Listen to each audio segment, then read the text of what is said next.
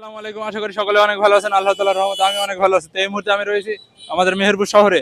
তো এই যে দেখতে পাচ্ছেন আমি এখন মেহেরপুর শহরে রয়েছি। এখান থেকে চলে যাব হলো বাণিজ্য মেলায়। বাণিজ্য মেলাটির আয়োজন করা হয়েছে মেহেরপুর নতুন বাস টার্মিনালের কাছে। তো চলেন যাই, আমি এই ভিডিওর মাধ্যমে দেখাই বাণিজ্য মেলায় কি কি দেখতে পেলাম। ফাইনালি আমরা পৌঁছে গেলাম বাণিজ্য মেলায় এবং এখান থেকে 3টা টিকিট নিয়ে নিলাম। প্রতি টিকিটের মূল্য রাখছিল 20 টাকা করে।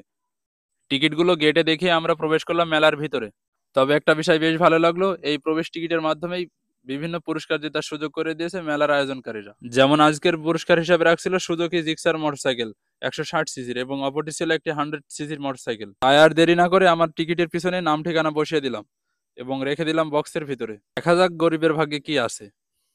টিকিটগুলো বক্সের ভিতরে রেখে দিয়ে ঘুরে দেখতে থাকলাম মেলার চারিপাশটা। তবে ভাই যতদূর চোখ যায় সবই দেখতে পাচ্ছি যে ভাই মেয়েদের জিনিস। তো ভাই দুনিয়া থেকে আমাদের ছেলেদের কোনো জিনিস নাই না, আমরা ছেলেরা কোনো জিনিস নেই না। তো ভাই ঘুরে ঘুরে দেখতে পেলাম মেয়ে ও ছোট বাচ্চাদের অনেক সুন্দর সুন্দর কালেকশন। ঘুরতে ঘুরতে পছন্দ করে ফেললাম বেশ কিছু চুড়ি আর মালা। কিন্তু তখনই মনে হয়ে গেল যে ভাই এগুলো দেওয়ার মতো তো আমার মানুষই নাই, তো আর কি করার, এগুলো না নিয়েই চলে গেলাম মন খারাপ করে মেলার অপর পাশে। এবং আবারও ঘুরতে ঘুরতে চোখ পড়ে গেল কিছু মিষ্টি আর ফাস্টফুডের দোকানে। তো ভাই আমি যেহেতু মিষ্টি ভালোবাসি, তাই চলে গেলাম মিষ্টির দোকানে এবং কিছু জিলাপি কিনে খেয়ে নিলাম ওখান থেকেই। এবং এরিয়াটা বেশ বড় হয়, ঘুরতে ঘুরতে রাত হয়ে গেছিল আমার ওখানেই। যেহেতু এসেই পড়েছি তাই ঠিক করলাম যে পুরোটা ঘুরে দেখেই যাব। এখানে আরো তৈরি করা হয়েছে বাচ্চাদের খেলাধুলা ও বিনোদনের জন্য কিডস জোন। এর মধ্যে রয়েছে বাচ্চাদের বিভিন্ন রাইডের ব্যবস্থা, যেমন নাগরদোলা, ড্রাগন ট্রেন, আরো অনেক কিছুই। তবে চোখে পড়লো এইসব রাইডগুলোতে বাচ্চাদের তুলনায় বাচ্চাদের মায়েরাই বেশি বসে ঘুরতেছে।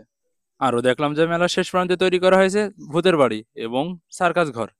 তো সার্কাস ঘরের প্রতি টিকিটের মূল্য ছিল 100 টাকা করে। আর ঘুরতে ঘুরতে চোখে পড়ে গেল আরো একটি গেমস, যে গুলি করে বেলুন ফুটানো। ফ্রি ফায়ার খেলায় অনেক গুলি চালিয়েছি, তাই আজ বাস্তব জীবনে গুলি চালিয়ে তার অভিজ্ঞতা অর্জন করলাম। তো মেলার একদম শেষ প্রান্তে এসে চোখে পড়ে গেল 20 টাকা এবং 130 টাকার আসবাবপত্রের দোকান। তো সেখান থেকে মা বেশ কিছু সংসারের টুকিটাকি আসবাবপত্র নিয়ে নিল। এখান থেকে যে পণ্যটা নেওয়া হবে না কেন, সবগুলোর ফিক্সড রেট ছিল 130 টাকা এবং 20 টাকা।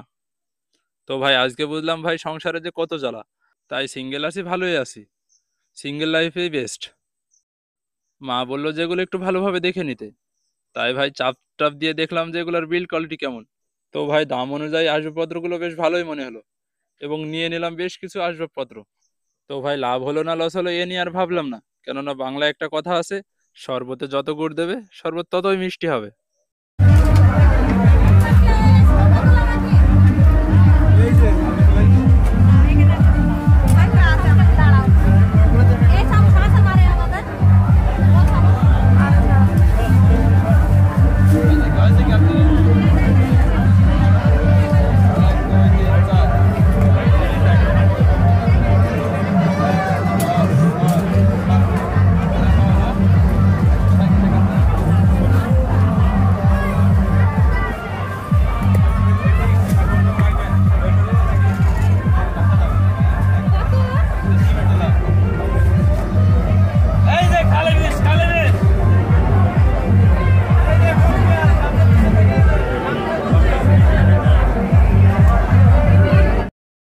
তো কেনাকাটা শেষ করেই চলে আসলাম মেলার বাইরে এবং আপনারা দেখতে পেলেন মেলা থেকে কি কি নিয়ে নিলাম আজ।